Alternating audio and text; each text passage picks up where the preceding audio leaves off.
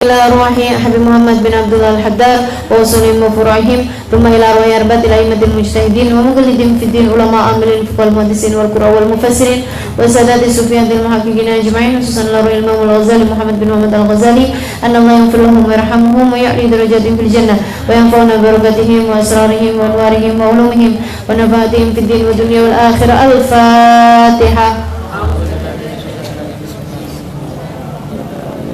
Al-jannatu tahta aqdamil ummahat. Surga berada di bawah telapak kaki ibu. Setidaknya ada 3 makna dari hadis ini, kita bahas satu-satu yang saya kepikir ya. Artinya ada banyak pemaknaan hadisnya dan silahkan masing-masing berusaha untuk meluaskan pandangan terhadap hadisnya Nabi besar Muhammad sallallahu alaihi wasallam. Bismillahirrahmanirrahim. Al-jannah tahta aqdamil ummahat. Surga berada di bawah telapak kaki ibu. Artinya apa? Artinya kamu kalau mau cari surga, surgamu adanya di bawah telapak kaki ibu, dengan cara kamu berbakti kepada ibumu. Itu makna yang paling sering kita pikirin ya. Jadi surga itu adanya di bawah telapak kaki ibu. Teman-teman seribu sekalian, saya muliakan, tentu saja semua dari kita kepengen masuk surga di akhirat. Surga yang dimaksud di sini adalah surga akhirat juga, surga dunia juga ya. Surga akhirat yaitu yang menjadi tempat keridhaan Allah SWT kelak di hari akhirat. Sementara surga yang dimaksud di dunia adalah kebahagiaan dan keberkahan. Jadi kalau kamu mau cari surga akhirat, adanya berada di bawah telapak kaki ibu. Kalau mau cari surga yang di dunia, yaitu berupa kebahagiaan dan keberkahan, itu juga ada pada mencari keridhaan orang tua, mencari keridhaannya ibu, orang tua. Namun yang dalam secara khususnya di sini adalah ibu, gitu ya. Kalau orang tua itu kan ada 2, ibu sama bapak ya. Nah, ibu ini memang tempatnya lebih tinggi daripada bapak secara baktinya kita kepada kaum ibu. Kenapa? Sebab kesulitannya ibu lebih banyak daripada kesulitannya ayah, gitu ya. Dan perjuangannya ibu lebih banyak daripada perjuangannya ayah juga, gitu. Allah Subhanahu wa taala memang menjadikan ibu itu yang lebih utama daripada ayah. Dengan hadisnya Nabi Muhammad SAW juga, ketika datang seorang bertanya, Rasulullah, man ahaqqun nas bibirri, wahai Rasul, siapa orang yang paling pantas, paling bagus buat saya bakti kepadanya? Nabi kemudian menjawab, ummuka, ibu kamu. Tummaman, terus siapa lagi Rasul? Ummuka, ibu kamu.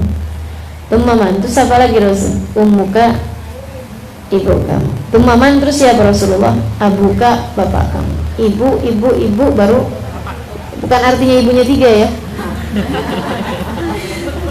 Ntar bapaknya bilang gitu, nah Rasulullah kan nyuruh bakti sama ibu 3, kamu kan baru punya 1, jadi bapak masih boleh nambah 2, biar genep 3 gitu ya. Maksudnya biar pas jadi 3. Ya Allah, khair insyaallah. Apalagi kalau pakai dalilnya gini, kan namanya juga istri. Kalau 1 namanya iswan, kalau 2 namanya istu, 3 baru istri, gitu ya. Begitu? Enggak gitu maksudnya. Enggak gitu maksudnya.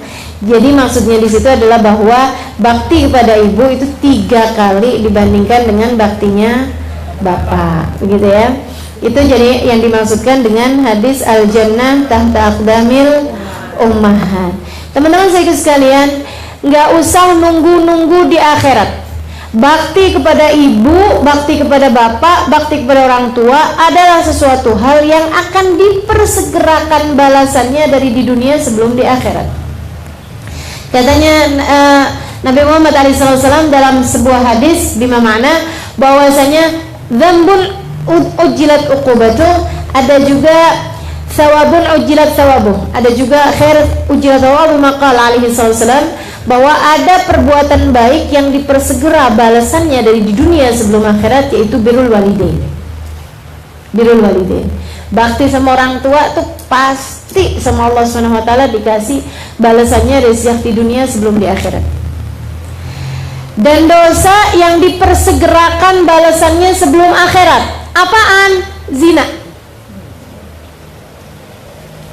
Jadi bakti kepada orang tua itu adalah perbuatan baik yang akan dipersegerakan balasannya dunia sebelum akhirat.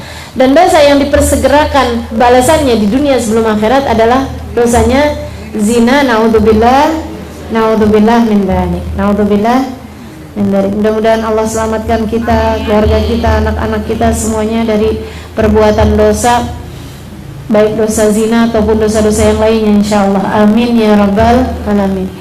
Jadi seperti itu ya, perbuatan baik yang dipersegerakan balasannya. Apaan aja berupa balasannya? Macam-macam. Salah satu balasannya, balasan dunianya nih ya, jannahnya dunia nih bagi anak yang berbakti sama orang tua. Yang pertama adalah dia akan mendapati anak-anaknya kelak berbakti padanya. Dia nanti akan mendapati anak-anaknya berbakti padanya. Birru abakum tabirrukum abnaukum. Berbaktilah kalian kepada anak-anak kalian, niscaya kalian akan mendapati anak-anak kalian berbakti kepada kalian. Gitu. Itu salah satu dari jenis jannah yang Allah Subhanahu wa taala janjikan di dunia. Dan teman-teman saudaraku sekalian, coba ingat-ingatin. Jannah mana, kebahagiaan mana yang lebih senang daripada mendapati anak-anakmu berbakti padamu? Dunia. Dunia ya. Kalau bicara kesenangan seorang ibu di dunia, apalagi yang lebih besar daripada mendapati anak-anak berbakti kepadanya. Saya belum jadi ibu, jadi saya belum tahu.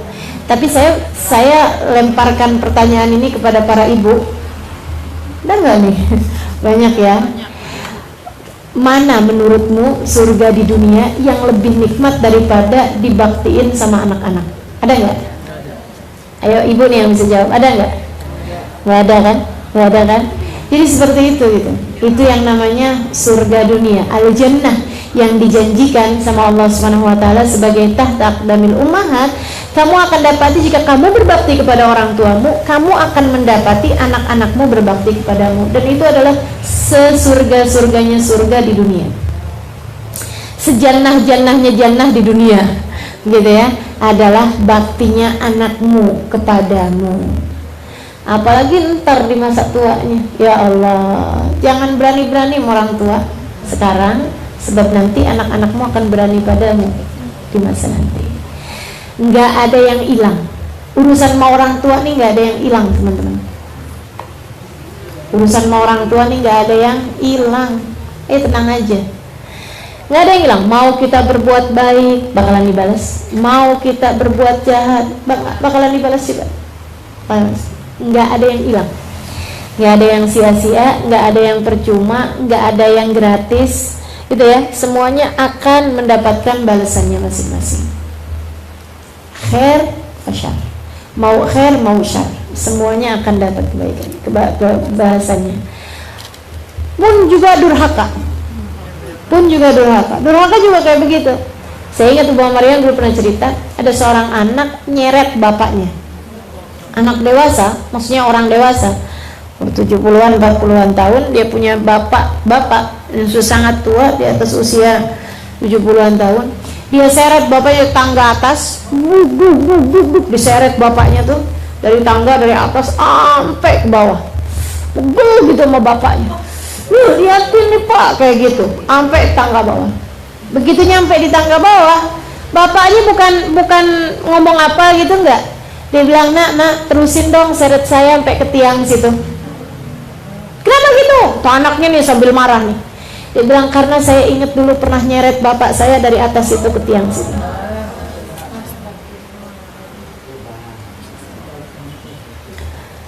Nggak ada yang nggak dibalas.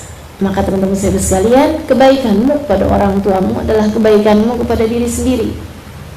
Berhati-hatilah. Kebaikanmu pada ibumu, pada ayahmu adalah caramu memperlakukan dirimu sendiri. Gimana cara memperlakukan orang tua? Nah itu pula lah Allah akan memperlakukanmu nanti lewat anak-anakmu. Birru aba'akum tabirrukum abna'ukum. Al-jannah tahta aqdamil ummahat. Surga letaknya di bawah telapak kaki ibu. Surga yang dijanjikan selain daripada itu tadi, baktinya anak-anakmu kepadamu. Selain daripada itu, surga yang lain adalah berupa keberkahan. Silahkan perhatikan, silahkan perhatikan. Selalu saja anak yang hidupnya paling bahagia di antara semua anak adalah yang paling bakti sama orang tuanya. Dalam sebuah keluarga gitu ya, kita bisa lihatin nih, misalnya ada yang punya anak ketiga kayak, ada yang punya anaknya 5 kayak, ada yang punya anaknya 10 sekalipun begitu ya. Dari semua anak-anak tuh yang paling hidupnya berkah pasti yang paling bakti sama orang tua. Pasti yang paling bakti sama orang tua. Makanya sayang-sayang, hati-hati orang tua tuh. Bawa keberkahan buat diri kita, bawa berkah sekaligus bawa kualat ya. Bawa berkah sekaligus bawa kualat. Mesti yang bagus-bagusin kita memperlakukan orang tua kita gitu ya. Jadi teman-teman saudara sekalian yang saya muliakan, keberkahan itu akan didapat bagi anak yang bakti sama orang tuanya.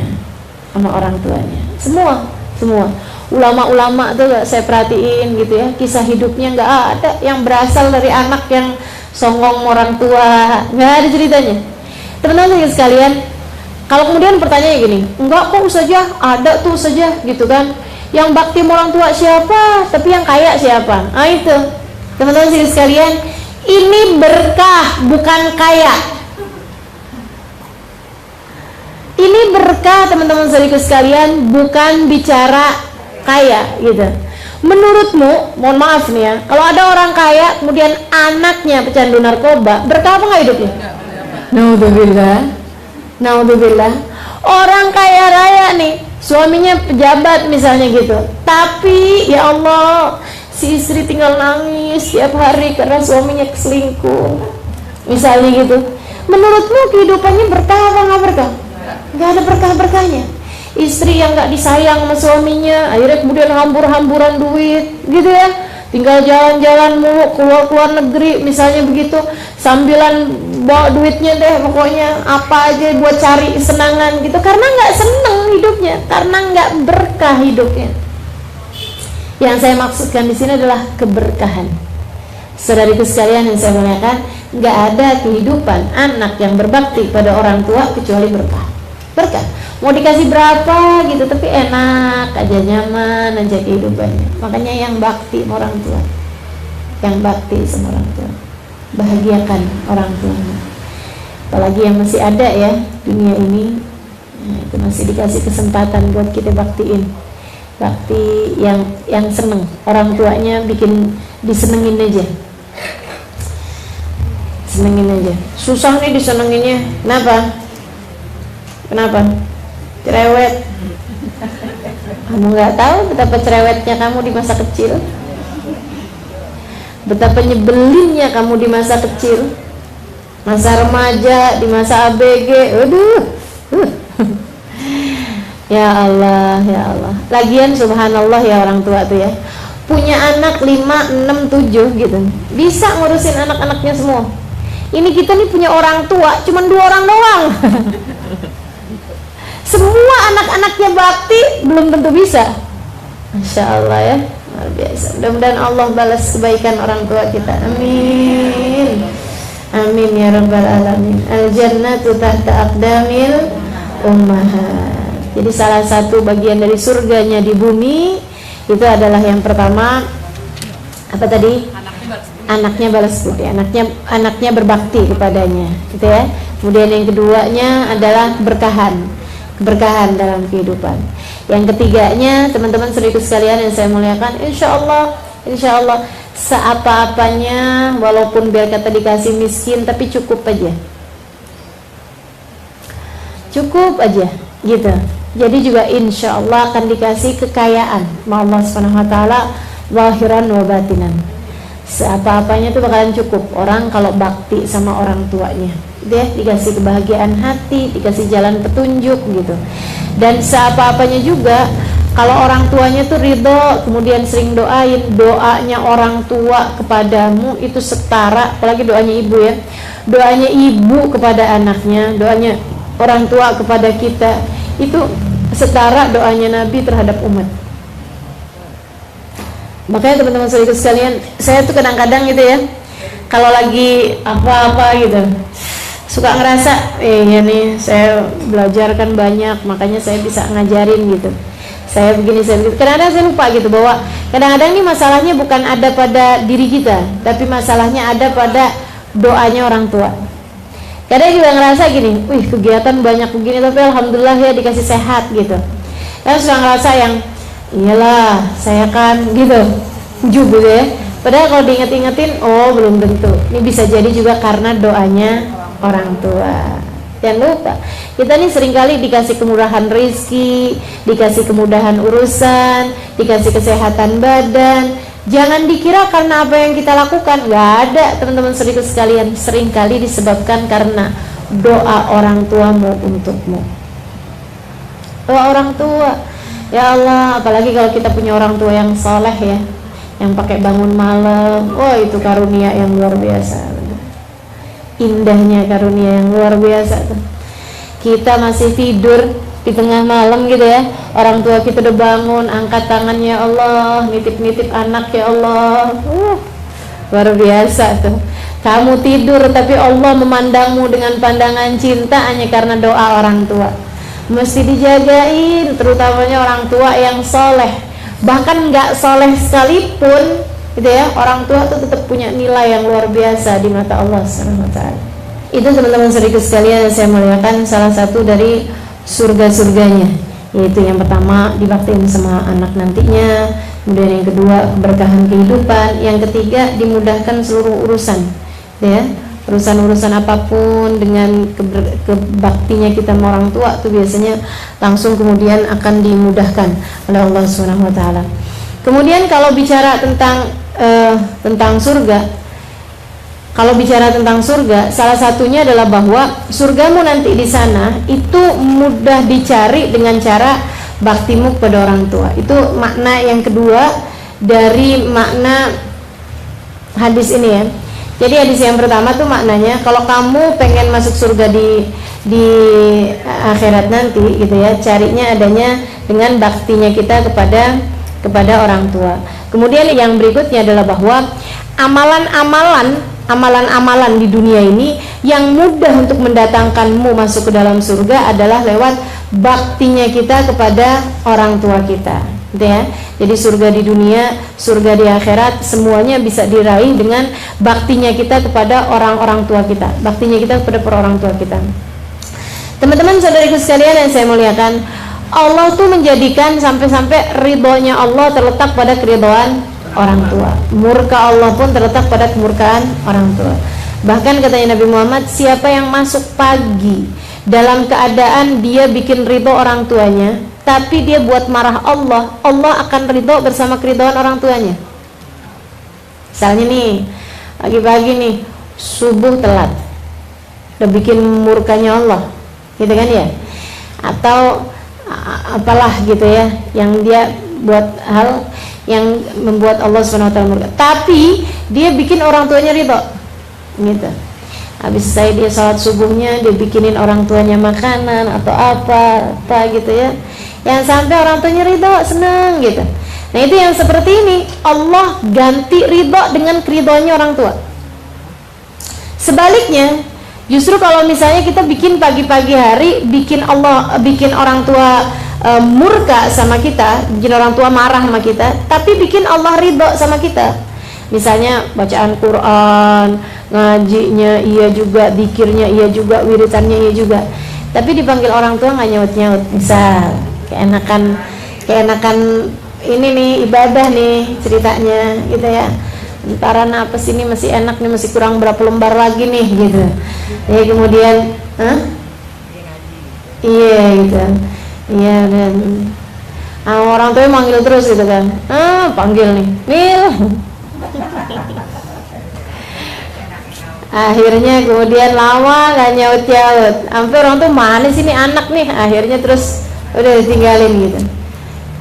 Iya mah, lagian mama nih orang juga masih ngomel. Ini katanya Nabi Muhammad SAW, fallahu anhu sakhid. Allahnya akhirnya jadi ikutan marah bersama dengan kemarahan orang tua.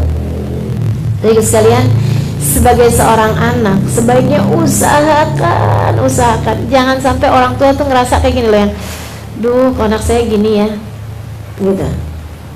Sebisa mungkin berusaha kita untuk nyari keridhaan orang tua, karena masalahnya nih bukan urusan orang tuanya nih, urusannya mau Allah gitu. Jadi teman-teman sekalian, sebisa mungkin kita usaha untuk jangan sampai orang tua tuh jangan, apalagi sampai sedih, apalagi sampai nangis, apalagi sampai susah gitu ya hidupnya. Jangan sampai orang tua tuh ngerasa kok anak saya gini ya, gitu aja. Kalau bisa jangan gitu.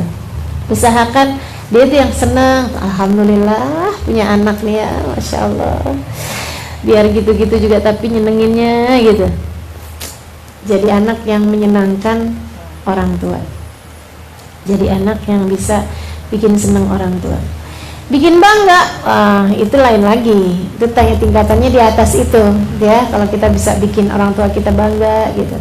Tapi usahainnya sih ya nggak usah bangga juga, yang penting nih orang tua jangan sampai sedih hatinya gara-gara kita, jangan sampai sedih hatinya karena perlakuan kita.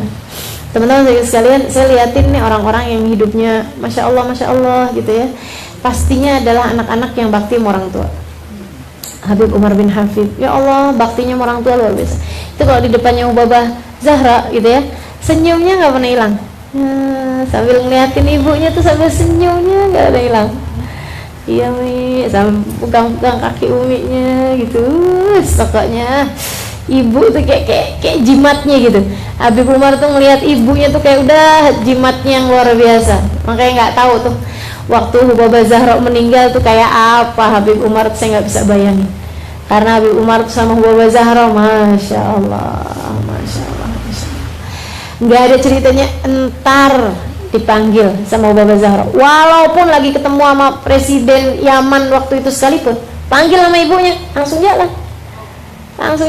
Lihat handphonenya ada panggilan dari ibunya, pamit. Presiden loh ini yang ditemuin, pamitan, lagi rapat padahal. Habis itu kemudian pulang nyampe ke rumahnya, iya Mi, kata uminya, temenin saya sholat Umar, saya mau sholat jamaah nggak ada temennya. Marhaba gitu aja ya kalau misalnya kayak gitu. Ya ampun Mi, Umi nggak tahu Mi, saya nih Mi lagi ketemu presiden ngurusin urusan negara. Umi kayak gak ada orang aja.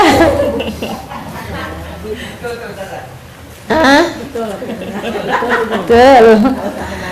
Ya Allah, nggak pakai langsung marhaba, Umi udah punya wudhu gitu, udah yuk kita salat, ayo Umi mau sunnah dulu gitu. Udah katanya uminya, ya yuk bismillah salat jamaah. Habis selesai salat jamaah tungguin sampai doa, sampai zikir apa segala macam. Bisa masih tanyain lagi, ada lagi Mi yang Umar bisa kerjain? Enggak, udah Umar, marhaba, Umar pamit ya Mi gitu. Ya Allah, top ya, luar biasa bener. Itu teman-teman sekalian kayak begitu. Saya ngeliatin tuh kehidupan orang-orang soleh-solehah kayak gitu. Nggak usah yang gede-gede. Anaknya Ubabah Maryam ini ya, namanya Sakinah. Banyak diantara kita yang ketemu sama tuh anak, masya Allah. Biasa aja anak ABG gitu. Itu sampai dengan umur hampir 20-an tahun belum nikah-nikah. Saudara-saudaranya yang lain kawinnya itu kan awal-awal 18, 19 gitu ya, 20 gitu. Ini tuh 20 lewat ya waktu itu ya, belum juga nikah-nikah. Ubabah Maryam tuh sampai tiap kali ke Indonesia itu bilangnya tiap kali ketemu sama orang nih doa gitu, minta doa sama orang, doain nih biar Sakinah cepet datang jodohnya.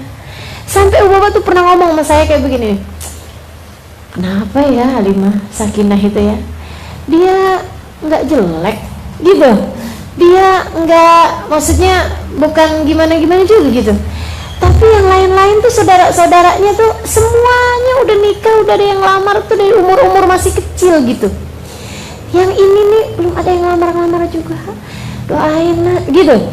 Sampai ngomong gitu sama saya, Dan ajaibnya si Sakinahnya ini tiap Baba habis ngomong sama seseorang, misalnya yang doanya mustajab atau orang tua yang gimana gitu ya, Umi Wardah misalnya atau siapa misalnya gitu, doain biar Sakinah dapat jodoh. Nanti tuh habis Babanya pergi, Sakinahnya bilang, Umi doain biar jodoh saya jangan datang dulu. Saya tuh tanya sama Sakinah gitu kan, saya bilang, Sakinah, kenapa kamu tuh kayak begitu gitu? Kenapa kamu belum mau kawin gitu? Dia bilang kayak begini, ya Halimah, wa man bi ummi wa abui idza natazawwaj. Dia bilang, Halimah, kalau saya kawin nanti umi sama abah saya sama siapa? Yang ngurusin, yang jagain siapa? Dia bilang, saya ini Halimah satu-satunya perempuan sekarang yang ada di rumah. Saudara saya laki-laki. Dia bilang, umi saya udah tua, bapak saya udah tua, udah sakit-sakitan dua-duanya udah sakit-sakitan. Jadi itu tinggalan yang satu tuh, Sakinah ambilin obat nak. Saya ambilin. Sakinah, ya Allah Halimah, saya senang banget, girang banget, alhamdulillah Allah kasih kesempatan saya buat ngurusin dua orang tua saya di saat saudara saya semuanya udah pada sibuk sama suami-suaminya masing-masing. Alhamdulillah Allah kasih saya bakti buat orang tua. Jadi tolong doain saya, jangan kawin dulu saya sebelum bisa seneng, bisa bakti sama orang tua saya begitu lama. Makanya subhanallah, dia menikah tuh habis ibunya meninggal. Habis ibunya meninggal, ayahnya juga menikah lagi, kemudian baru Sakinahnya nikah. Masya Allah luar biasa bener. Jadi nih si anak nggak mau nikah karena kepengen bakti sama orang tua. Ibunya doain dia biar cepet nikah, biar anaknya seneng gitu. Biar anaknya seneng, ibunya doain biar anaknya seneng. Anaknya kepengen nyenengin orang tuanya. Jadi dia selamatin, oh ya Allah jangan dulu, maksud jangan kawin dulu sebelum saya nanti kalau nikah, saya kan harus ikutan sama suami. Pasti orang tua saya juga nyuruh ikutan sama suami, iya kan? Gimana dia bilang? Nggak mungkin saya ninggalin orang tua saya. Masya Allah. Saya bilang nih anak-anak ya, didikannya orang tuanya emang luar biasa bener juga. Sampai bisa bikin anak punya hatinya kayak begitu. Kita ini sebagai anak kadang yang kita pikirin kesenangannya kita sendiri, bukan kesenangannya orang tua kita gitu. Kita nggak nyari yang Allah mauin, yang Allah ridhoin gitu kan. Kita nyarinya yang kita mau itu ya Allah. Mudah-mudahan Allah kasih keberkahan buat kita sekalian. Amin. Amin ya rabbal alamin. Jadi kayak gitu tuh teman-teman sekalian, nyari amalan yang bisa mendatangkanmu untuk surga nantinya adalah dengan baktimu kepada orang tua. Saudariku sekalian yang saya muliakan, makna lain, ini berbanding terbalik ini ya, berbanding terbalik. Kalau ini kan berarti kita mau dapat surga, cari di bawah telapak kaki ibu gitu ya. Makna lainnya adalah bahwa yang dibawa sama ibu itu adalah surga. Maka ibu jangan pernah bawa-bawa neraka buat dibawa kepada anak-anaknya. Nak sholat nak, kamu nak, kalau nggak sholat neraka loh gitu. Yang dibawa sama kalian tuh surga bukan neraka gitu ya. Jadi jangan sok bawa-bawa neraka dalam hal pendidikan kita kepada anak-anak kita. Ini kalau yang makna yang pertama tadi kan anak kepada orang tua, yang ini nih orang tua kepada anak. Teman-teman sekalian, yang tadi ya, yang mana yang tadi ya, kita mau nyari ridhonya Allah, adanya keridhaan orang tua. Ini nggak di dunia, nggak di akhirat. Penuh banget sejarah dengan fakta bahwasanya anak durhaka orang tua hidupnya nggak bahagia.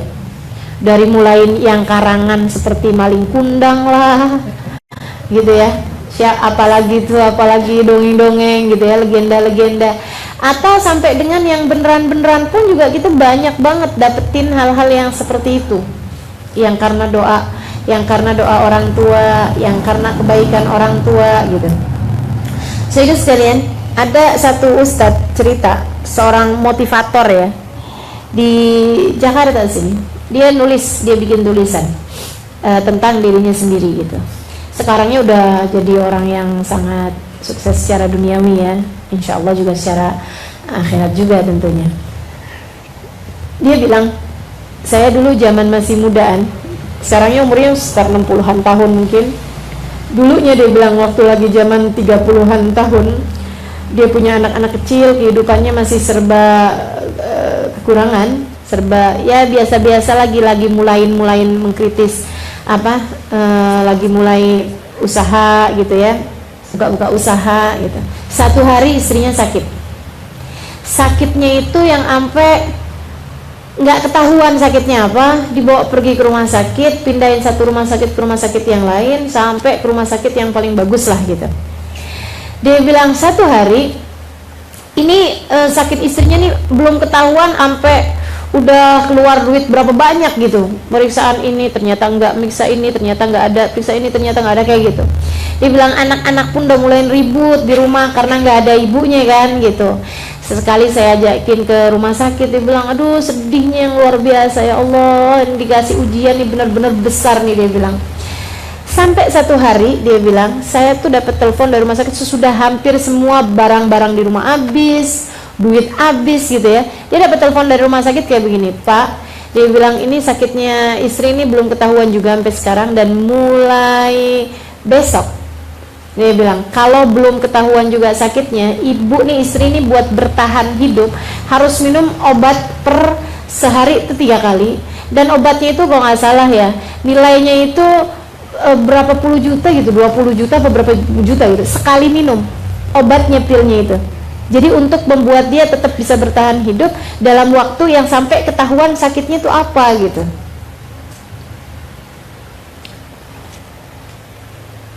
Itu dia bengong aja, ya ampun dari mana duitnya gitu.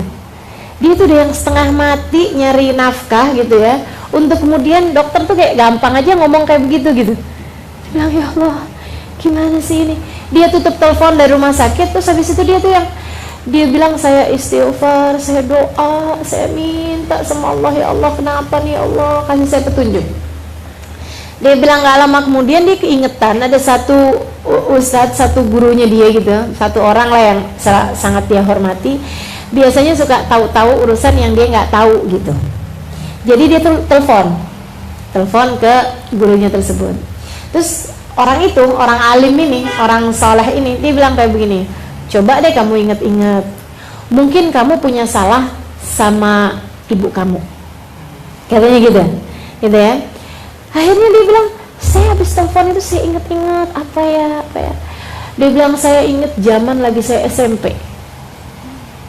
Itu berapa puluh tahun yang silam. Dia umurnya waktu itu 30-an tahun. Zaman SMP itu kan umur 13, 14 tahun ya. 20 tahun yang silam gitu. Dia bilang ya Allah, saya ingat tuh, saya pernah ngambil duitnya ibu, pernah nyolong duitnya maknya nih ceritanya nih. Gara-garanya dia itu ceritanya minta uang bayaran buat sekolah. Jadi ibunya nih nggak ngasih. Akhirnya satu hari dia lagi masuk ke kamar gitu, lagi nyari-nyari ibunya gitu kan, dia kelihatan ada uang di bawah bantal ibunya.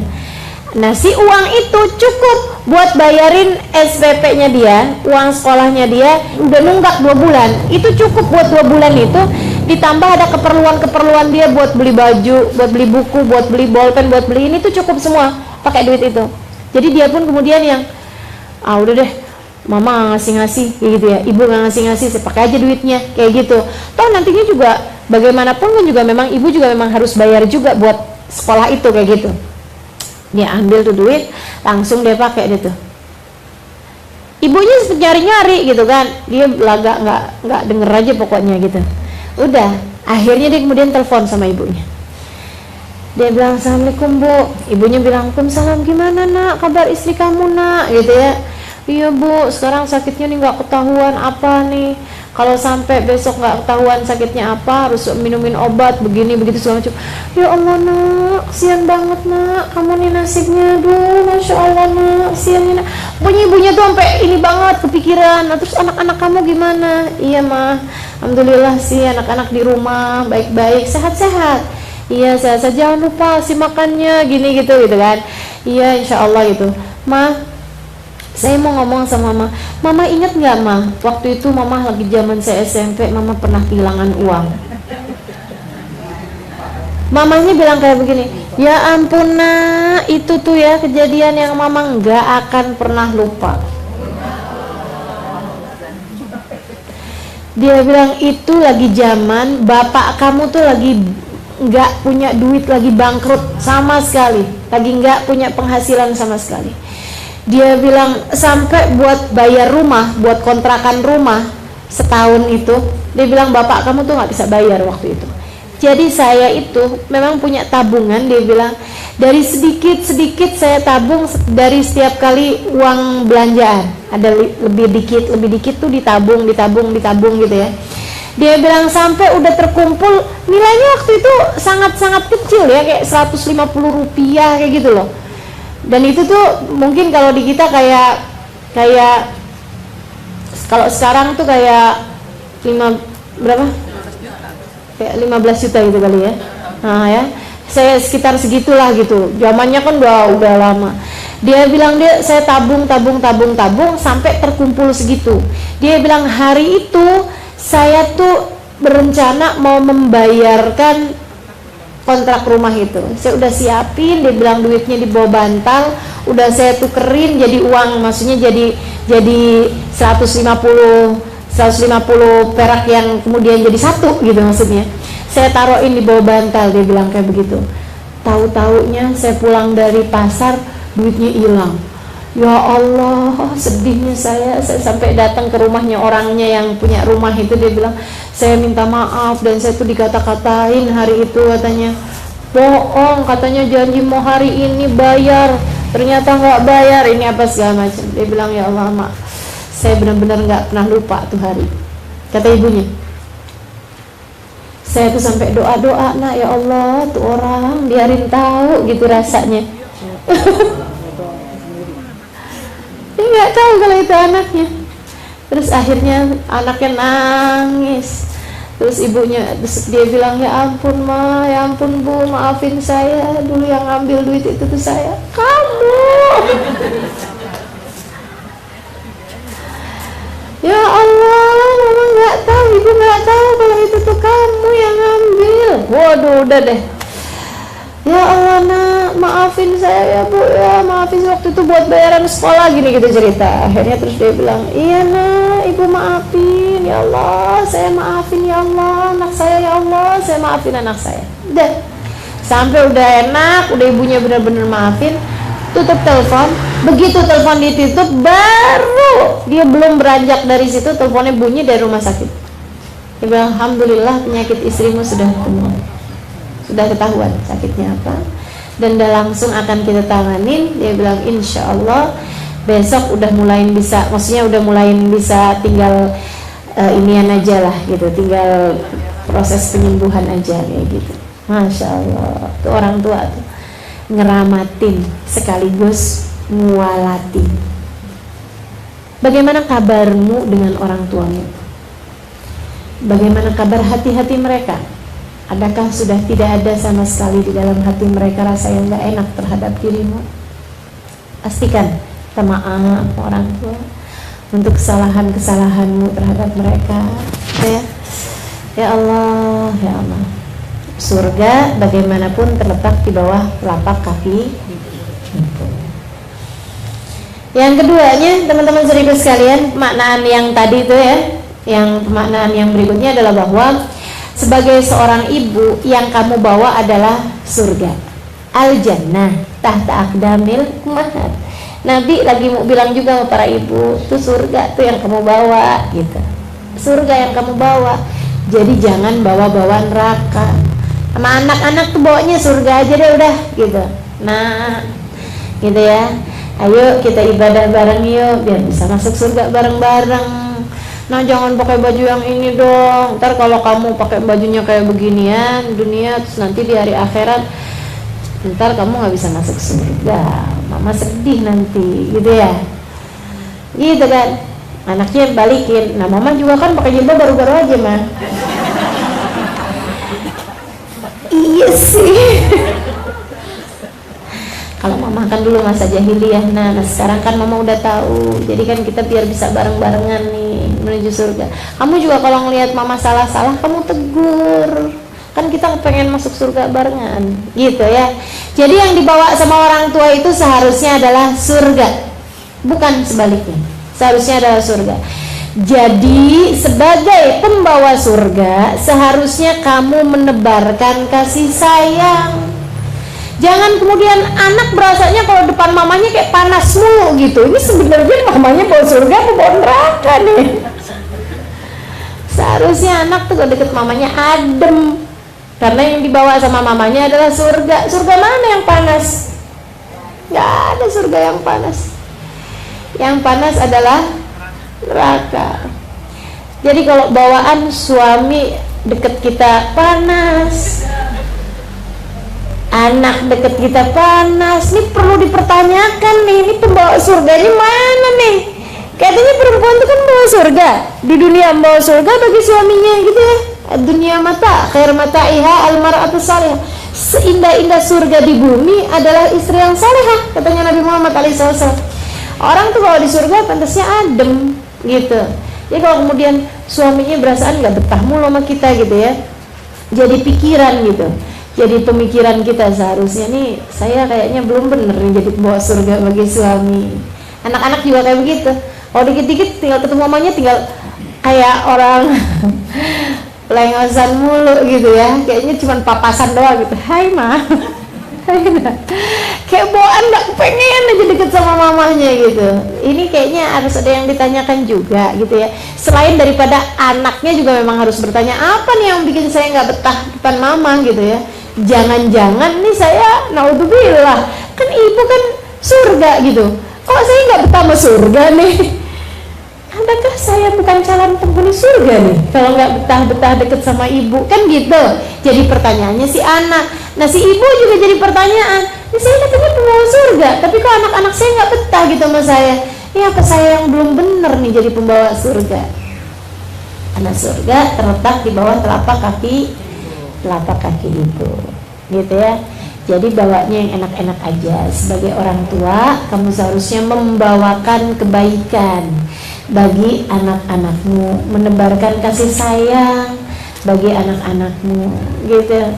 Teman-teman saya sekalian, yang enak, doain anak yang enak. Saya perhatiin tuh di Tarim tuh, ibu kalau lagi marah, semarah-marah apapun, dia cuma ngomongnya kayak gini, Allah yahdi, gitu. Sampai saya tuh dulunya ngirain kalimat apa sih, mereka tuh ngomong apa sih, kalau lagi marah tuh ngomong apa sih gitu. Allah yahdi, kayak ini nyumpahin nih gitu.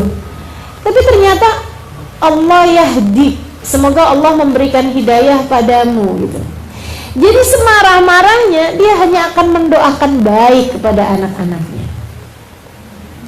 Karena doanya ibu kepada anak tuh ngaruh loh.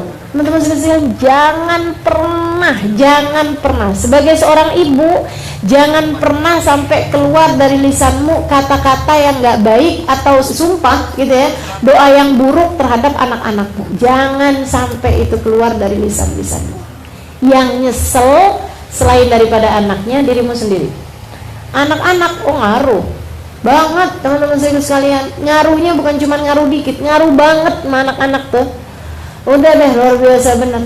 Makanya sampai itu gini, di Tarim terutamanya, itu orang nggak ada yang dipanggil dengan panggilan-panggilan apa gitu, nggak ada. Biasanya nama mereka dibagusin, kemudian dipanggil lengkap namanya Fatimah, panggil Fatimah, namanya Muhammad, dipanggil Muhammad, namanya kayak gitu ya. Ada seorang di antara mereka berkata bahwa saya panggil namanya itu lengkap gitu, biar sekalian jadi doa.